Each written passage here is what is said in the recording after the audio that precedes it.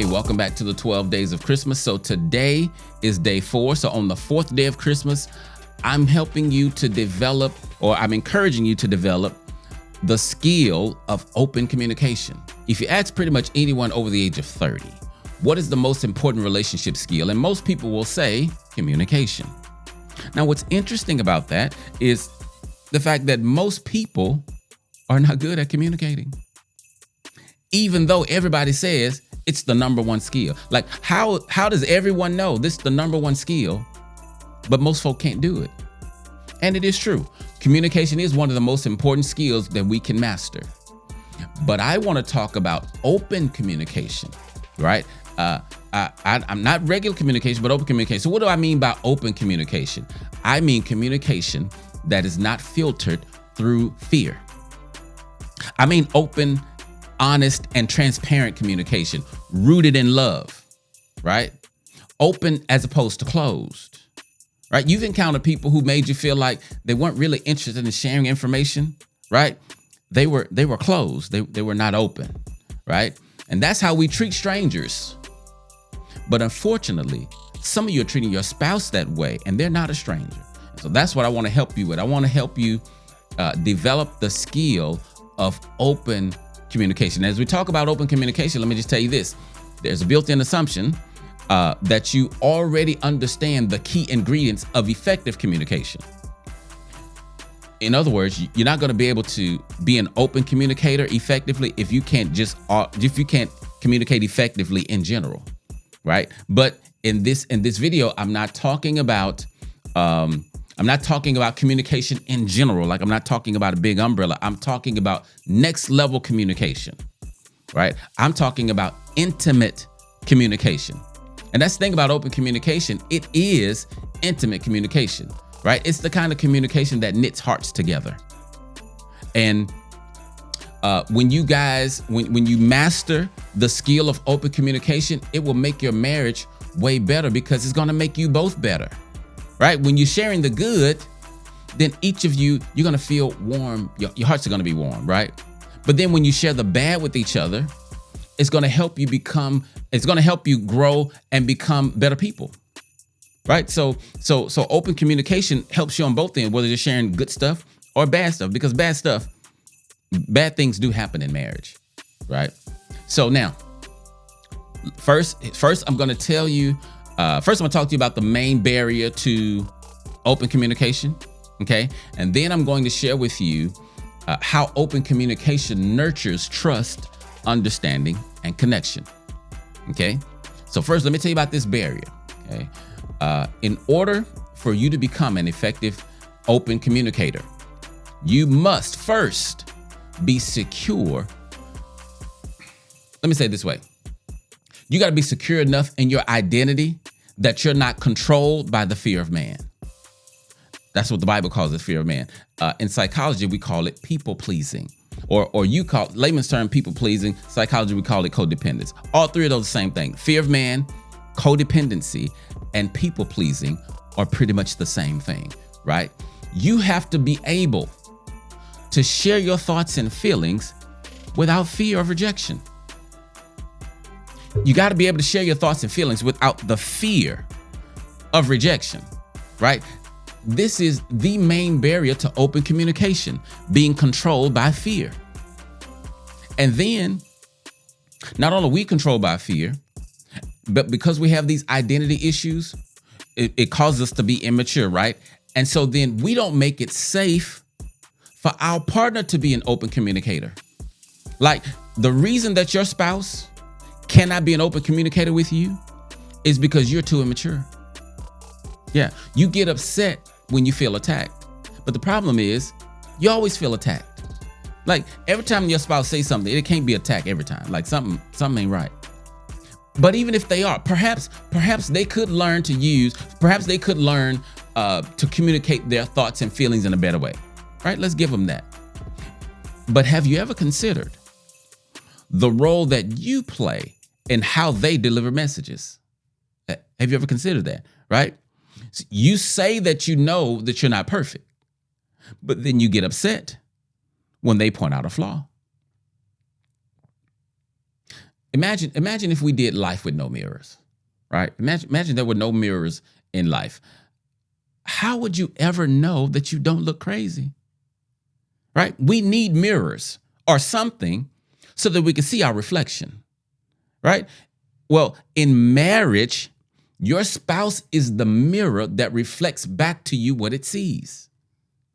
Now imagine, I imagine that even in healthy marriages, even in the best marriages, people do not enjoy looking into the marriage mirror, right? I get that. However, healthy marriages, they know that it is necessary. You must be mature enough to hear from your spouse the things that are not appreciated about you. I'm going to say that again. You have to be mature enough for you to be able to hear from your spouse things that are not appreciated about you. All of us want to be appreciated. Yeah, but you need to be able to hear the things that are not appreciated about you, right? If you know that you're not God, then you also must know that it is unrealistic for you. It's unrealistic for your spouse to love every single thing about you, right? If you're not God, it's unrealistic for your spouse to love everything about you, right? So if that is true, and it is, so if that is true, and it is also true that you're not omniscient, meaning you don't have all power, then it is logical to conclude that you cannot control what your partner will and will not like about you. You can't control that. But here's the problem. The problem is that what they don't like about you is something that you love about you. But so then are you saying that your spouse is not allowed to have their own tastes? Right? Are they not allowed to love you for the reasons that they love you and not for the reasons you think they should love you? Right? And listen, I'm not saying that like they should be able to choose which of your emotional needs they would like to meet. Right? You have emotional needs. I've talked about that in a previous video. Like we got these 10 emotional needs, right? I'm not saying that your spouse has the right or should be able to choose which one they meet according to their pleasure. But what I am saying is that they should be allowed the flexibility to meet your emotional needs in a way that is different from how you may have imagined, right? But watch this. To allow that, you must be mature, and you must be open to growing. You got to be mature. You got to be open to growing. And watch this. You must be mature enough and safe enough to hear the not so good things about yourself because you're not perfect. And even if you think you are perfect, they're not. So there's that, right? If you've determined that your spouse loves you, then ask yourself, are they really trying to harm me, right? Are they really disrespectful? And if they are, is it because they have an evil heart, or is it because they're flawed like you and need some mature grace, right? If they're trying to escalate your demise, you need to get rid of them. Yeah, if they're trying to usher you quickly to death, they don't mean you no good. But if they're just trying to figure out life like most humans, and in that process, they may hurt you, and it may even look toxic sometimes. Maybe it would be good if you matured to allow them the space to grow also. Now watch this, especially if you're the husband. Especially if you're the husband. Why? Because you're the head.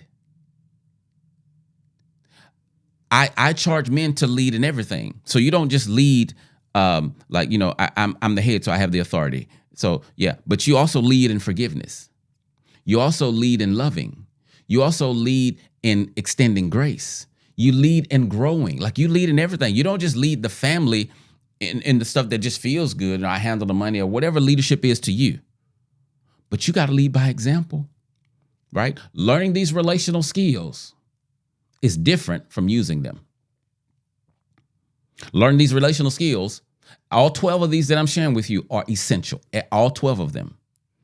But learning them is different from using them. Using the relational skills takes an inner work that most people are not doing.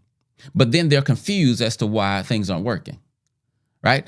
I'm telling you not to be that person. Do the inner work for real. Allow God to heal what is broken, okay? Not just for your marriage, but for you. Because if you're honest with yourself, your spouse is not the source of your unhappiness. Your spouse is not the source of your unhappiness. The reality is, if you do not mature, then you will not be able to walk in open communication, which means the trust, the understanding between you, and the connection that you have will all suffer. They're going to suffer. Okay? So deal with this barrier to open communication. It is emotional maturity. And emotional maturity is usually a result of me believing some things about me that are not true. Identity issues. Okay? All right. So now let's talk about open communication, the benefit. Let's talk about the benefits to marriage for open communication. And hopefully the second part will encourage you to do the first part so you can have the second part. Okay? So the way that okay, here we go. The way that open communication nurtures trust is by sending messages that I'm not hiding. That's it. Like when I'm open with my communication, I'm also sending the message that, hey, I ain't hiding. I'm here with you, right? Open communication cannot happen when one or both of you are hiding. It's not going to happen, right? So engaging in open communication automatically builds trust. Also, the more vulnerable we are with each other, the closer we should become. The closer we become, the more trust is built. When me and my wife have open communication, I don't have to wonder about what she's thinking or worrying about or praying about or hopeful about, right? Not having to guess or wonder builds trust. Okay? So that's one area. That's how open communication nurtures the trust in the relationship, because you show up as friendly. You show up as, hey, look, nothing in my hand. I don't have anything to harm you with. I'm showing up to love you. Even when I'm sharing something difficult, it's coming from a loving place. That happens with open communication. Now, when it comes to understanding, open communication automatically increases understanding. Right? Understanding is a skill that I'm going to talk about later. It's one of the 12. I'm going to talk about it later. But without understanding, it is very difficult to have a fulfilling marriage. Like, I don't know if it's even possible to have a fulfilling marriage when the understanding is low, right? The Bible says, in all of your getting, get an understanding. And what I found is that in general, information is understood better when it is volunteered more than when it is solicited. You feel me? I'm gonna say it again. I found that information, and this is in general, information is understood better when it is volunteered instead of being solicited. In other words, when I have the freedom and safety to openly share, I'm more likely to communicate messages that are more clear, which then improves understanding, right? So when I'm having open communication, and it's almost the same thing like with the trust, right? Where I say, if me and my wife are speaking openly, the understanding is better because I'm not hiding behind walls. I don't have hidden agendas. I'm not being controlled by fear, right? That's the big thing. And so our understanding increases because we don't have all of these other little barriers in the way because we're operating in open communication. And then the thing that separates marriage from all other relationships, connection, right? The deeper our connections, the more powerful we humans become. And open communication is the bloodline of connection. Open communication is the bloodline of connection, right? Connection is another word for intimacy, right? Intimacy Intimacy requires me to open up and share. Like, we can't be intimate if I don't open up. And if I don't open up and share, like, I need to be willing to be known, and you got to want to know me. So intimacy requires me to open up and share, right? But then it requires you to come into me and see. In other words, intimacy can be understood as into me, see, right? This is the bedrock of close friendship. And close friendship is the bedrock of marriage. Or should I say close marriage, right? Open communication allows us to see and get to know each other at a deeper level, which automatically increases our intimacy. Okay?